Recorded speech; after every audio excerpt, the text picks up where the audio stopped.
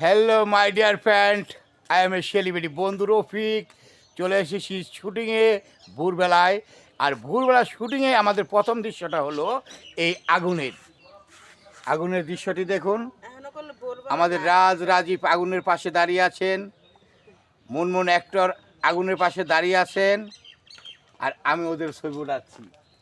ও মাই, এদিকে বন্ধু আমার কফি খায়। পরিচালক যাদের আমাদের যে ভিডিও দেখেন, রাজ এন্টারটেইন, রাজ ফিল্ম, রাজ কমিটি, এই যে আমাদের রাজীব ভাইয়া দেখেন, তার মনের ভিতরে অনেক আছে না যে অহংকার করে পরিচালকরা, ডিরেক্টররা এইরকম নাই। দেখেন সাধারণভাবে আমাদের মতনই থাকে, কিন্তু কেউ বুঝতে পারবে কি এটা পরিচালক।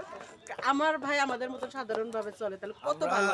আমরা এখানে সবাই হচ্ছে টিম মেম্বার, পরিবারের মতো, বড় ছোট কিছু নাই। তুমি তোমার কাজ করতে আসছো, আমি আমার কাজ করতে আসছি, সবাই আমরা কাজে আছি। দিন শেষে আমরা সবাই 2-4 টাকা যাই পাবো, ভাগ্য করে নিয়ে চলে যাবো।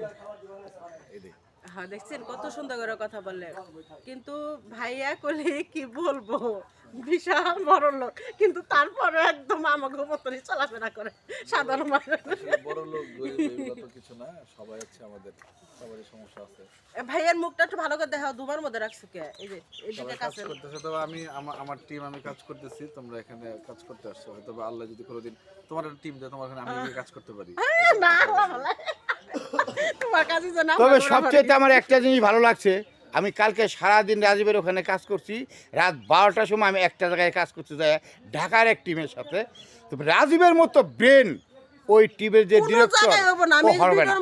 ও আমাকে বুঝাইতেই পারলো না যে কিভাবে শটটা দিব।